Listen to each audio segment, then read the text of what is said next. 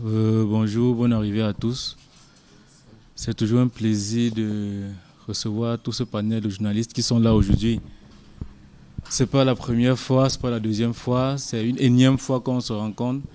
Et chaque fois, vous avez répondu positivement par votre présence et je ne peux que vous dire merci.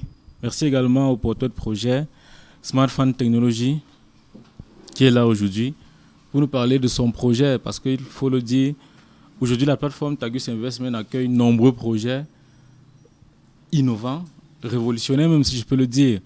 Et c'est le deuxième projet actuellement qui est pratiquement en fin de levée de fonds. Donc nous avions reçu un projet il y a récemment, aujourd'hui c'est le deuxième. Et c'est plus qu'un plaisir pour moi aujourd'hui particulièrement en tant que président directeur général de Tagus Investment de recevoir ce projet, de le porter sur la plateforme, de l'accompagner parce que ça a toujours été notre vœu le plus cher. Je l'ai maintes fois dit au micro des chaînes de télé comme de la presse. Notre souci depuis avec le lancement des projets que nous avons eu par le passé, ça a toujours été de mettre un chemin qui va permettre à la jeune génération, aux porteurs de projets, de savoir comment marcher, si je peux le dire, comment marcher pour pouvoir lever les fonds, pour pouvoir arriver à destination, pour pouvoir enfin mettre ce projet sur pied dont on a rêvé et dont on ne voulait pas s'en passer. Donc c'est plus qu'un plaisir et je vais m'arrêter là et je vais laisser le micro à la suite de porteur de projet pour qu'il puisse nous en dire plus sur Smartphone Technology. Merci. Merci. Alors, le projet Smartphone Technology aujourd'hui qui a eu le privilège d'être l'un des projets sélectionnés pour être en liste pour la question de financement. Pourquoi? Parce que nous, en tant que nouveaux porteurs de projet, la question de financement, de démarrage a toujours été disons, problématique, dans la mesure où ce n'était pas toujours évident d'avoir le financement nécessaire. Donc on s'est tourné vers la plateforme Tagus Investment qui, après plusieurs études et analyses, a bien voulu recevoir le projet pour financement. Donc Tagus, en acceptant donc ce projet, peut-être ne savait pas à ce moment-là toute l'énergie que nous avons à ce moment lorsque nous postulons pour ce financement. Mais aujourd'hui, avec cette opportunité qui m'est offerte, nous allons prendre le temps de renchérir toute notre énergie auprès de toutes les personnes qui nous écoutent. Donc, Smartphone Technology, c'est un projet gigantesque. C'est un projet de mise en place d'une usine numérique 4.0, la première d'ailleurs de la sous-région, dans la production des systèmes de ventilation intelligents antipaludiques. Donc, quand je dis dans le système de ventilation, nos activités de démarrage consistent donc à la production des ventilateurs et climatiseurs antipaludiques fonctionnant à l'énergie solaire. Donc, c'est ce pourquoi nous sommes là, c'est ce projet que nous avons initié depuis un an bientôt déjà, ou tout au plus, et pour lequel nous sommes en financement sur Tagus Investment.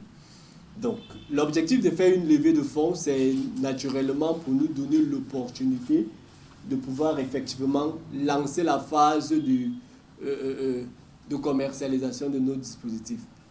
Parce que nous avons un process à plusieurs étapes et la levée de fonds va nous permettre d'éponger très rapidement en un laps de temps au moins 2 à 3 étapes de notre processus. Nous allons revenir dessus tout au long de la conférence où nous aurons le temps de décortiquer toutes ces différentes étapes-là. Donc c'est ça, Smartphone Technology. C'est un projet global avec pour activité de démarrage la production des ventilateurs et climatiseurs solaires antipaludiques. Pourquoi? Parce que dans notre contexte local ou même à l'international, on s'est rendu compte que la question du paludisme n'était pas seulement adossée à nos quelques familles, mais c'était un problème gigantesque. On parle aujourd'hui de la Covid-19, mais en réalité, le paludisme fait plus mal aux populations africaines que la Covid-19. On n'a qu'à regarder les chiffres en ce qui concerne le taux de mortalité, etc. Donc, déjà même que, pour vous donner un scénario, l'OMS dénombre au Cameroun chaque jour plus de 30 décès dus au paludisme. et dont les 65% sont des bébés de 0 à 5 ans. Donc chaque jour au Cameroun, en moyenne, 30 bébés décèdent de paludisme. Donc je ne pense pas qu'il y ait une maladie qui fasse autant au Cameroun. Donc il s'agit donc de doter à nos populations de dispositifs alternatifs de protection efficaces contre cette maladie. Parce que nos solutions que nous avons actuellement, d'autres sont efficaces à un certain niveau, mais d'autres pas. Mais de toutes les façons, globalement, la plupart sont soit chimiques, soit, disons, amputés à un certain niveau du fait que sont totalement adossés à l'électricité. Or, lorsqu'on regarde nos zones reculées, on se rend compte que le taux d'électrification au Cameroun, ou même partout ailleurs en Afrique, dans la sous-région, est encore extrêmement limité. Donc, il s'agit donc d'avoir un dispositif, si je prends le cas d'un ventilateur antipaludique, un dispositif qui est totalement autonome et qu'on peut balader, qu'on soit au salon, à la chambre, en cuisine, ou même à la cour, pour ceux qui peuvent visualiser nos campagnes au village, et qui nous mettrait à l'abri du paludisme. Donc, c'est un dispositif complet. Nous travaillons à pouvoir mettre sur le marché. Donc, je vais donner la parole à mon collaborateur pour que lui aussi puisse se présenter. Dans le projet, il s'occupe de la partie technique, tandis que moi, je m'occupe de la partie commerciale.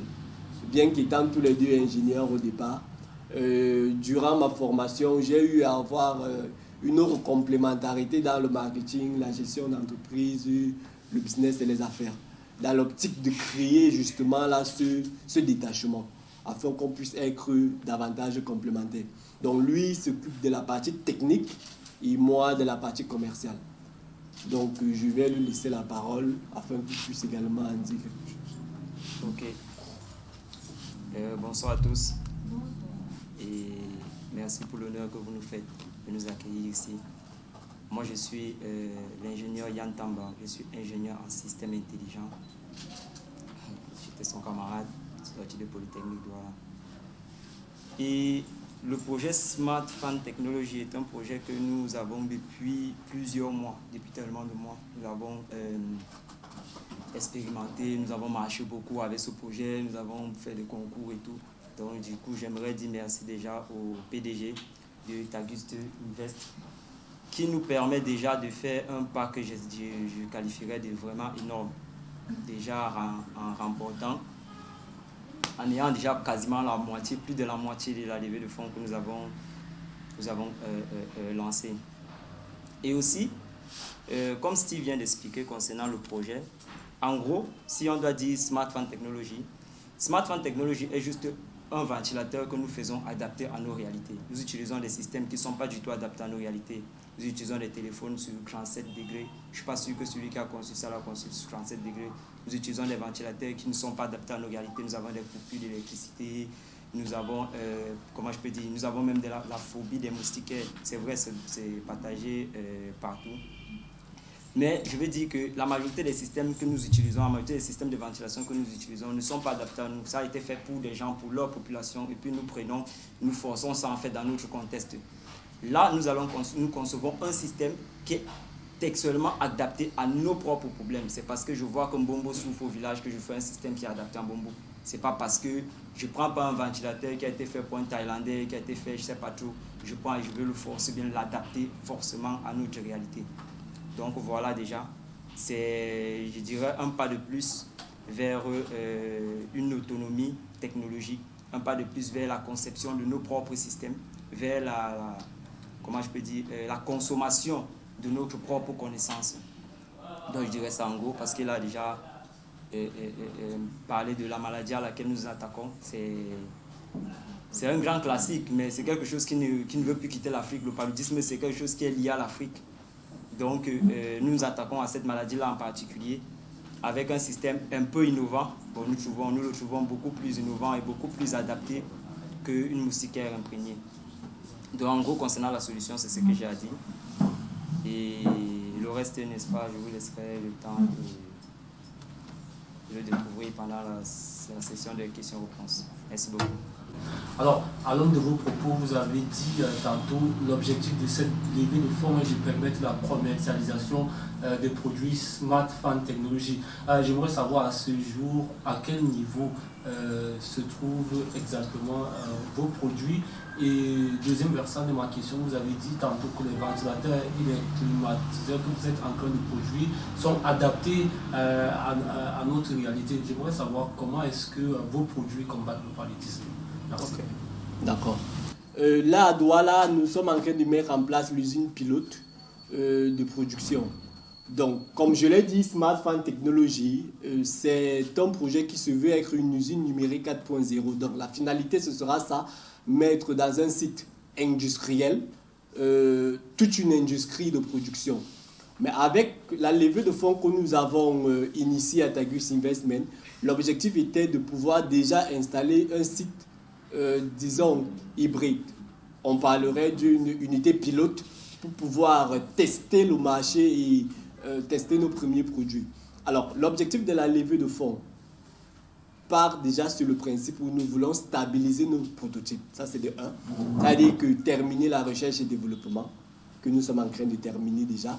Et puis, produire les 100 premiers dispositifs que nous allons disposés dans les hôpitaux et les ménages les plus reculés, notamment dans les zones de dans les régions du Marois, l'extrême nord.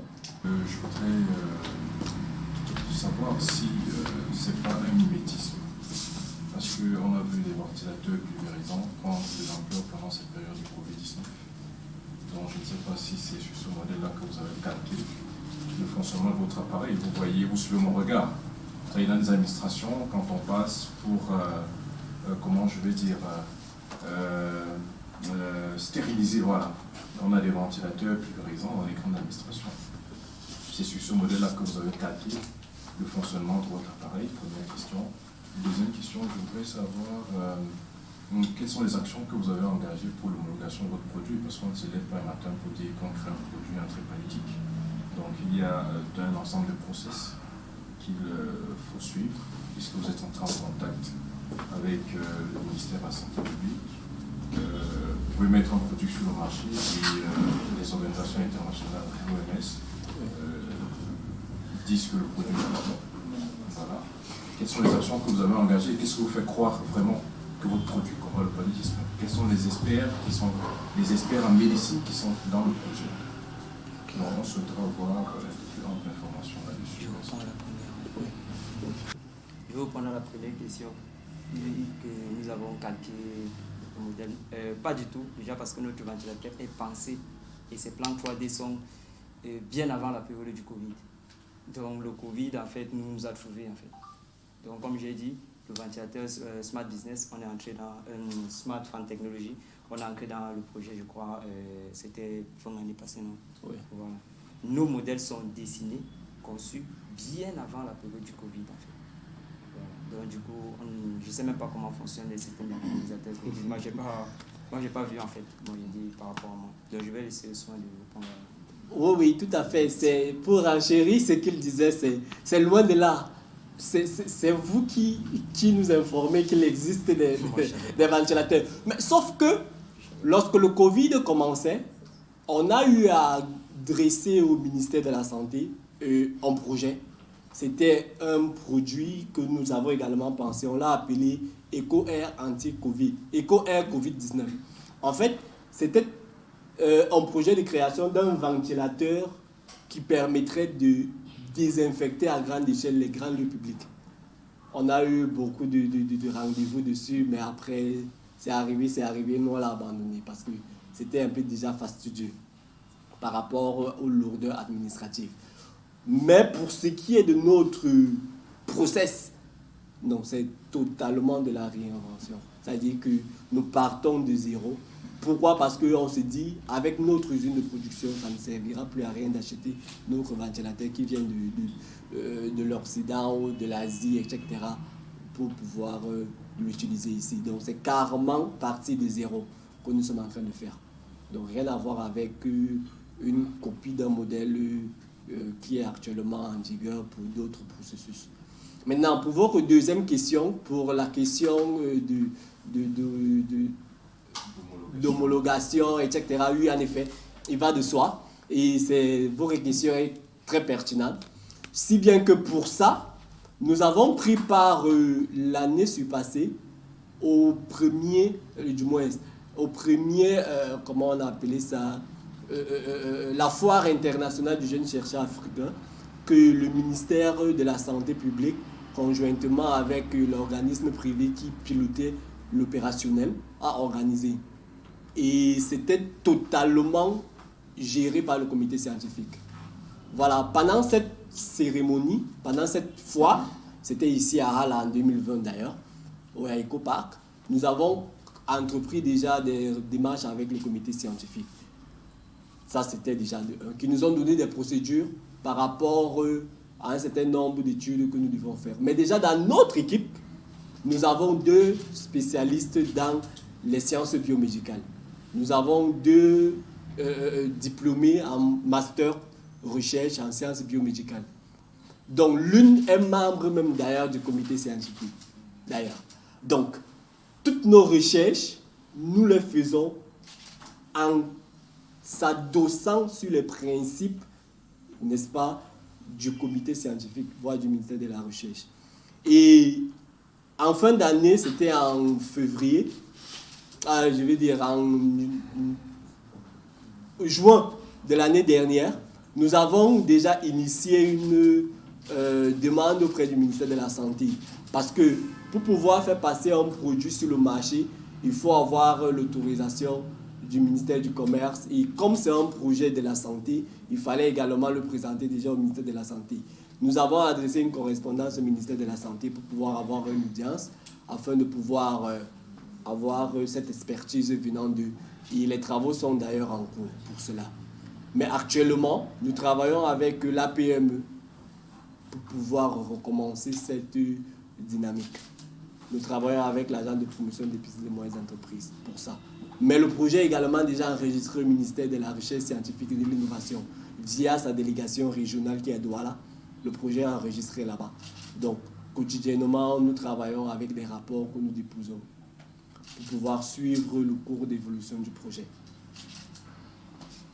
Autant pour dire, nous sommes au courant de tous ces processus et nous nous sommes dépêchés d'aller vers les experts et nous continuons à aller vers eux pour pouvoir avoir justement tous les quitus à chaque nouveau palier.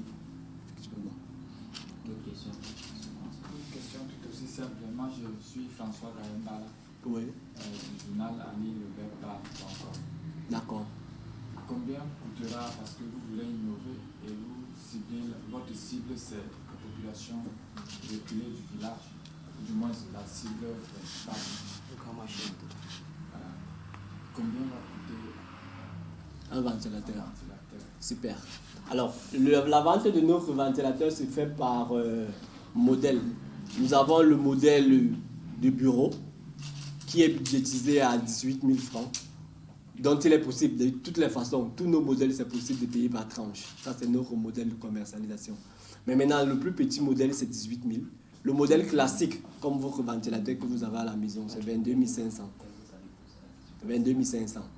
Maintenant, derrière, nous avons d'autres technologies comme le Fresh, etc., qui partent vers les 26 000, 28 000, et etc. Donc, le plus petit prix, c'est 18 000 du ventilateur. Vous pensez qu'une maman au village, bonbon comme tu as dit tout à l'heure, exactement, très bonne question. Et c'est pour cette raison que notre stratégie marketing part d'un principe où, certes, notre cible, ce sont les ménages, ces mamans-là. Mais dans le même temps, nous ciblons également les décideurs des administrations locales et même les organismes internationaux œuvrant dans le domaine de la santé. Parce qu'en effet, ce que les gens ne savent peut-être pas, c'est que lorsqu'on distribue les moustiquaires imprégnés là dans nos villages, en fait, c'est parce que c'est quelqu'un qui a payé pour qu'on parte les distribuer gratuitement. Il faut que quelqu'un paye d'abord pour qu'on parte les distribuer gratuitement.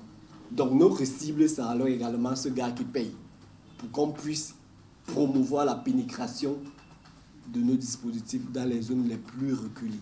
C'est aussi un de nos moyens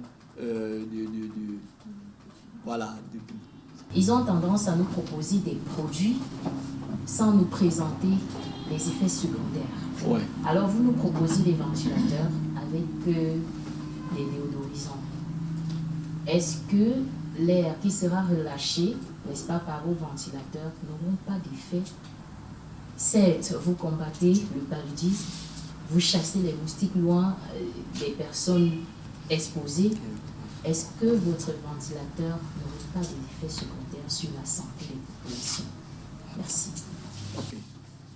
Lorsque je suis directement effet secondaire, je vois, dans le cas actuel, il y a une catégorie de personnes qui, lorsqu'ils dorment longtemps, du moins, pendant plusieurs nuits successives, sous un ventilateur, ils attrapent par exemple le rhume, la grippe, etc.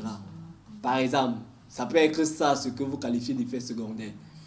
Je vois également dans notre pan, quand je suis effet secondaire, j'ai envie de me dire que vous parlez du produit antipaludique qui pourrait générer des effets secondaires. Voilà. Pour ces deux principaux rayons, le premier cas, il est scientifiquement prouvé qu'il n'est même pas conseillé de dormir avec le ventilateur qui vous frappe. C'est pour cette raison qu'on recommande de le faire pivoter ou de le braquer dans un coin du mur et que ce soit l'air qui se reflète dans ce mur qui vient vers vous. Donc ça, c'est déjà ça.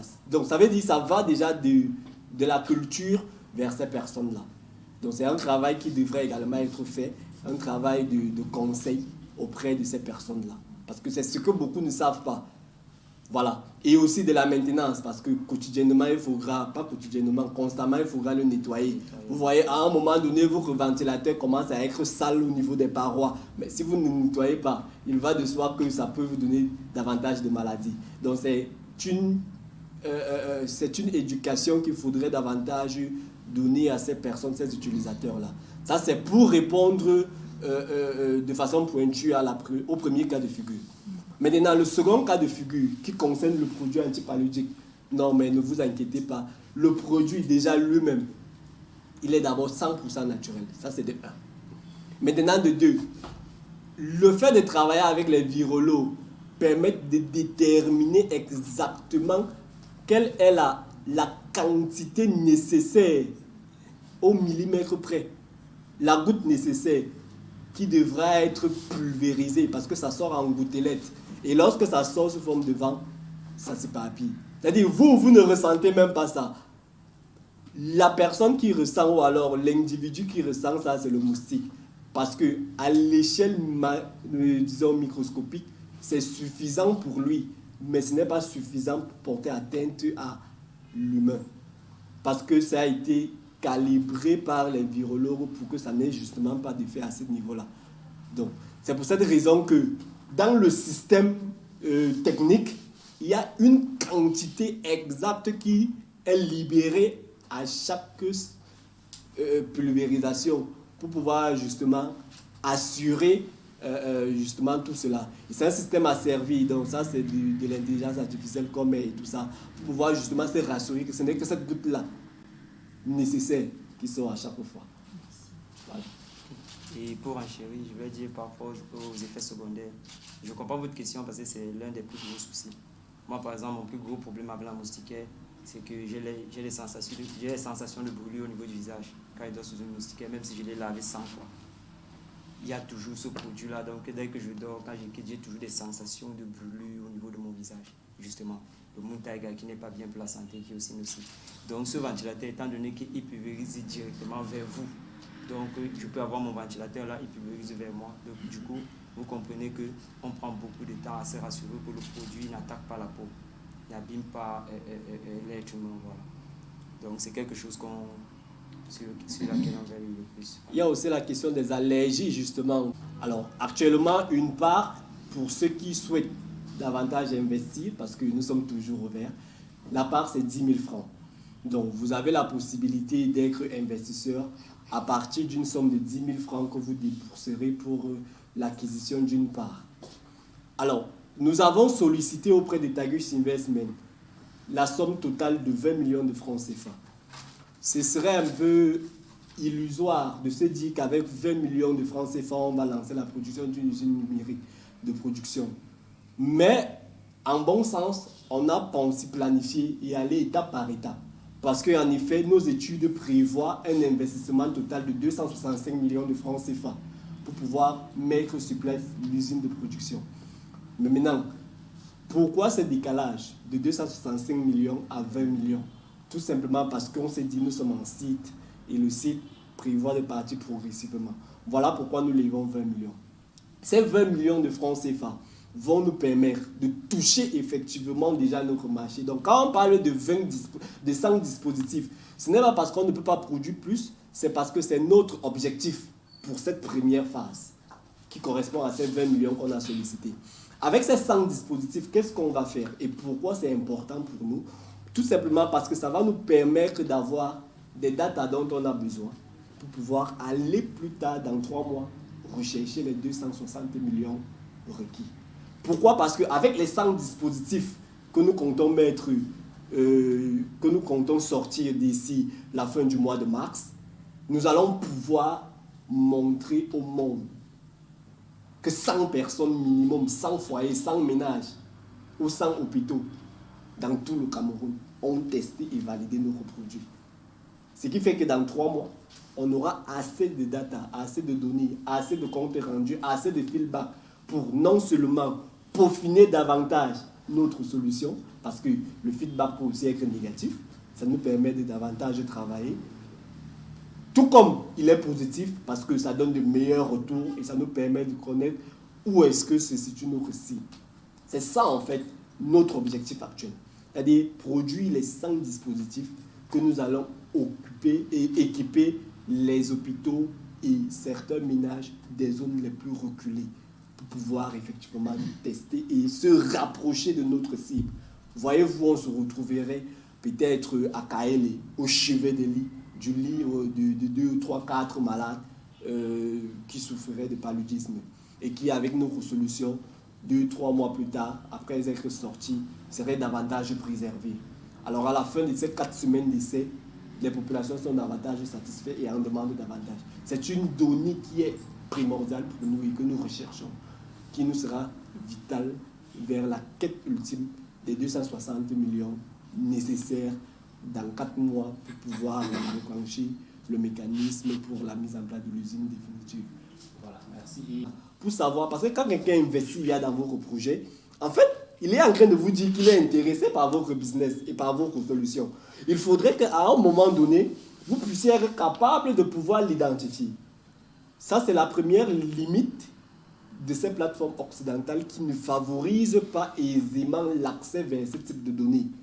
Mais on s'est dit, en travaillant avec une plateforme locale, panafricaine, comme Tagus Investment, on est davantage rassuré. Rassuré pourquoi? Parce que nos données restent localement installées ici en local. Nos données seront davantage exploitées pour des activités qui serviront encore pour des initiatives locales. Donc, c'est toujours ça, en fait, le panafricanisme. Et aussi l'accessibilité. Pourquoi? Parce que Tagus Investment a cette facilité-là de rassembler des investisseurs de par l'Afrique. Ce qui n'est pas aisé avec d'autres plateformes.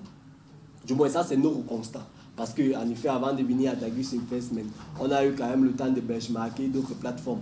Mais à la fin, on a fait cette synthèse-là et on a dit non, on va aller vers Tagus Investment parce qu'ils nous permettent de toucher facilement un investisseur au Maroc, au Bénin, en Côte d'Ivoire, en Égypte, etc. via ces mécanismes qu'ils ont mis en place. Donc, ils facilitent beaucoup plus l'investissement. Ils ont beaucoup de mécanismes qu'ils ont mis en place, tels que des représentants dans plusieurs villes, je peux dire dans tous les pays quasiment. Il y a des représentants Tagus Investment dans tous les pays pour faciliter l'investissement. Donc, vous voyez que s'il y a un investisseur qui est en Égypte, il n'a pas besoin de quitter l'Égypte pour venir au Cameroun pour investir. Dans son pays, un représentant Tagus Investment qui est là, prêt à lui servir des parts de smartphone technologie. À tout moment, peu importe son moyen local dans lequel il sollicite payer. Donc il y a ça, cette facilité-là, cette proximité, cette énergie et même cette communauté autour de Tagus Investment qui nous ont, tous ces éléments-là nous ont rassurés et nous ont permis, sans trop réfléchir, à choisir Tagus Investment. Et au jour d'aujourd'hui, les résultats sont là. On est fiers de notre choix parce qu'il n'y a pas le temps de se demander est-ce qu'on a fait le bon choix. On n'a pas. Les résultats sont là.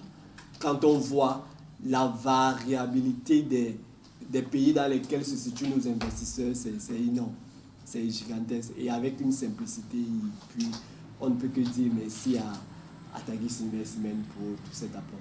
Okay. J'aimerais renchérir par là. Une minute.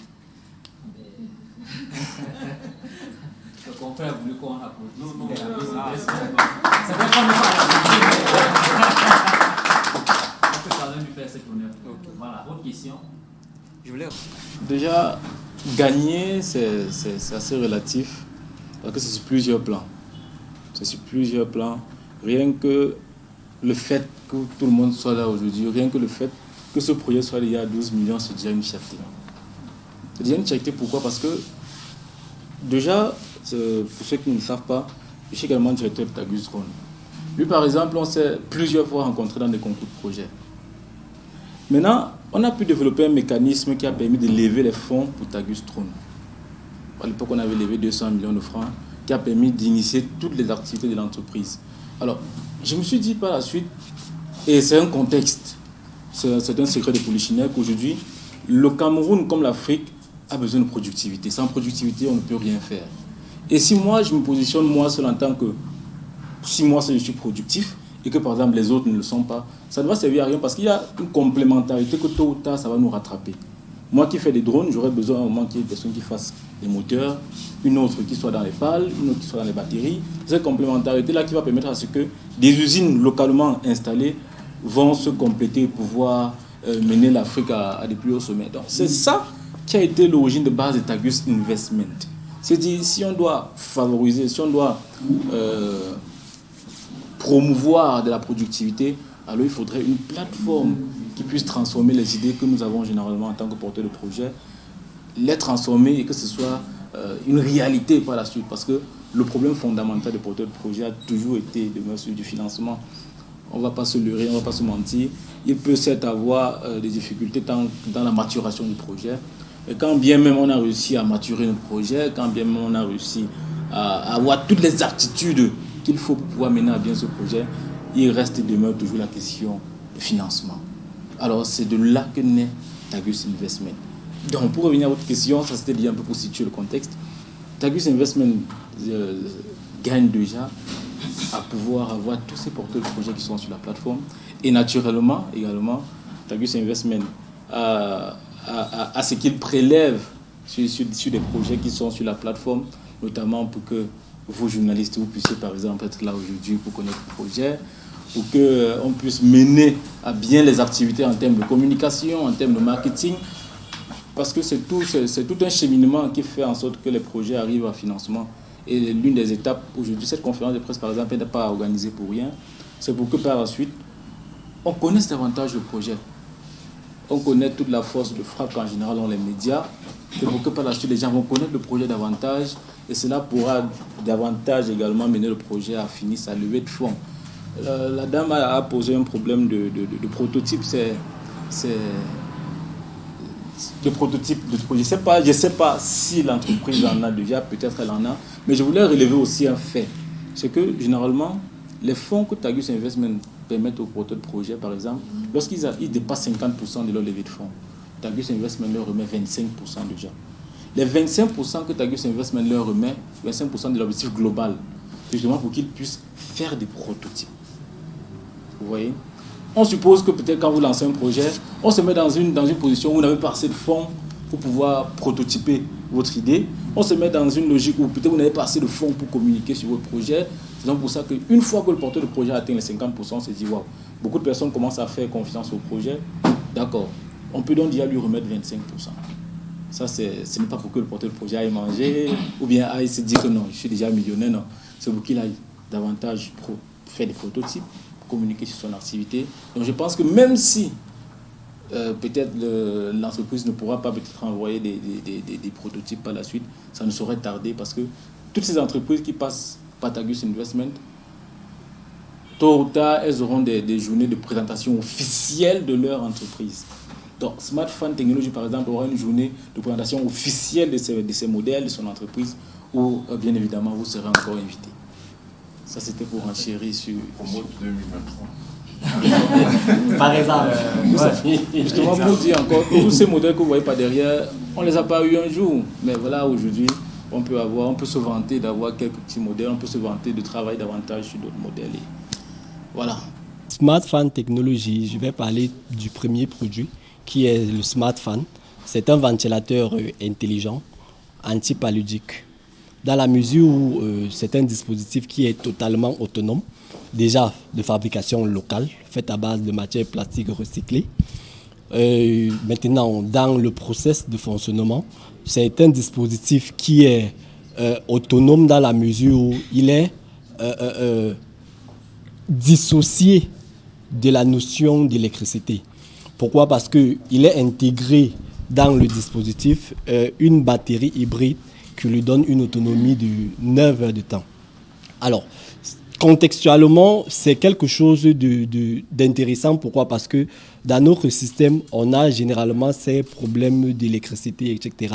Donc, on a bien voulu mettre en place un dispositif qui puisse être à la fois utile pour la question du bien-être, mais également par la même occasion préserver l'humain de la notion de paludisme.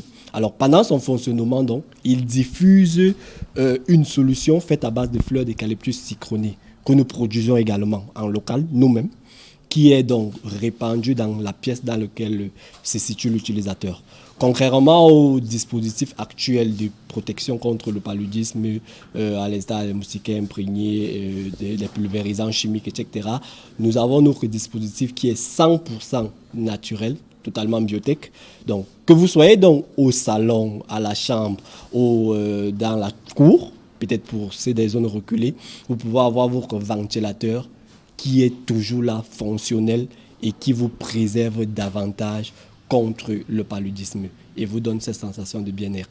Donc, c'est une solution qui porte en elle une innovation frugale, comme on le dit, produire à moindre coût et mieux, mais également une innovation de procédé, parce que nous voulons pouvoir montrer aux gens que nous pouvons développer notre technologie et pouvoir innover en résolvant nos problèmes nous-mêmes. Donc, c'est toutes ces combinaisons-là que nous avons bien voulu mettre dans un dispositif avec pour objectif de garantir aux populations un confort beaucoup plus agréable, tout en les mettant à l'abri du paludisme. Oui, pour ce qui est de la levée de fonds, en effet, aujourd'hui, nous allons recevoir de Tagus Investment le pourcentage de 25%, la somme représentant 25% de notre montant total sollicité sur la plateforme. Le montant total étant de 20 millions. Nous sommes aujourd'hui à plus de 12 millions levés sur la plateforme. Donc aujourd'hui, nous allons recevoir cette somme symbolique de 5 millions de francs CFA de manière à nous permettre davantage de terminer nos prototypes afin de les rendre opérationnels, prêts à aller sur le marché. Donc c'est ça en fait le modèle que Tagus Investment met en avant. Pouvoir à un certain moment donner l'opportunité déjà aux porteurs de projets de pouvoir faire un grand pas en avant. Donc c'est pour cette raison que nous sommes là, pour pouvoir prendre part à cette cérémonie-là, afin qu'en retournant dans notre localité à Douala, nous pouvons directement attaquer le marché et aller de l'avant. Tagus Investment, c'est une plateforme de levée de fonds, une plateforme de crowdfunding qui permet aux porteurs de projets de lever de fonds et qui permet également à des personnes qui veulent investir dans des projets de pouvoir investir en toute légalité. Alors, Smart Fan, c'est... Déjà aussi, avant d'en venir à Smart Fan, Tagus Investment fait une sélection particulière en termes de projets, d'innovation. Et ceci fait directement appel à Smart Fan. Smart Fan Technology, c'est un projet assez innovant qui veut apporter des solutions tant sur le plan technologique que social. Parce qu'ils sont également dans le domaine, dans des solutions sur le paludisme. Ils sont dans des solutions techniques pour apporter des innovations. Ce sont déjà des raisons qui nous ont permis, lors de l'étude de ce projet, de sélectionner. Et aussi, un projet, ce sont des porteurs de projets. Parce que aussi, il faut voir la bonne foi des porteurs de projets. Ce sont tous ces atouts, tous ces éléments qui ont permis à ce que ce projet soit actuellement sur Tagus Investment et qu'il soit particulièrement en fin de levée de fonds. Donc c'est un plaisir pour Tagus Investment. Déjà, je veux le dire en marquant le passé d'avoir accueilli Smart Fund Technology sur sa plateforme parce qu'on sait que sa levée de fonds ne va plus durer. Merci.